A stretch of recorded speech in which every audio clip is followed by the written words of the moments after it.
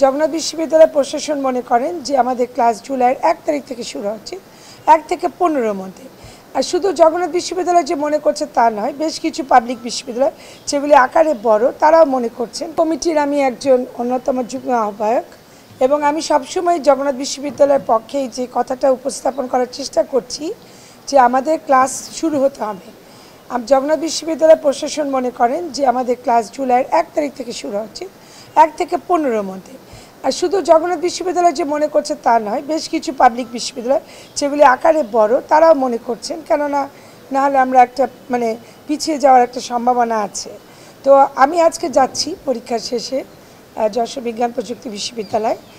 সেখানে আমরা আলাপ করব যে আমরা কিভাবে আসলে রেজাল্টটা প্রসেস করতে পারি। আমরা আশা করছি সকল রেজাল্ট সব কিছু বাই 15th বা 16th মে শেষ, প্রস্তুতিটা শেষ হয়ে যাবে।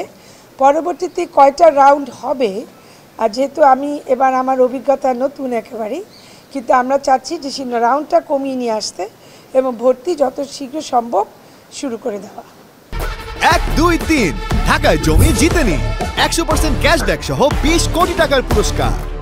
আজকে গুচ্ছ পদ্ধতির আমাদের শেষ পরীক্ষাটা অনুষ্ঠিত হচ্ছে এবং 24টি বিশ্ববিদ্যালয়, আমাদের 22টি কেন্দ্রে পরীক্ষা হচ্ছে এবং জগন্নাথ বিশ্ববিদ্যালয়ের যে পরীক্ষাটি হচ্ছে সি ইউনিটের, এখানে মোট শিক্ষার্থী সংখ্যা হচ্ছে 17,238 জন।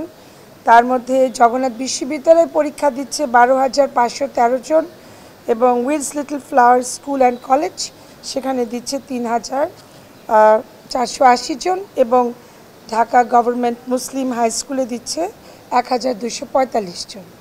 আমি দেখে আসলাম পরীক্ষার হলগুলি পরিদর্শন করে, ভালো পরীক্ষা দিচ্ছে, তারা বলেছে যে পরীক্ষার প্রশ্নও ভালো হয়েছে।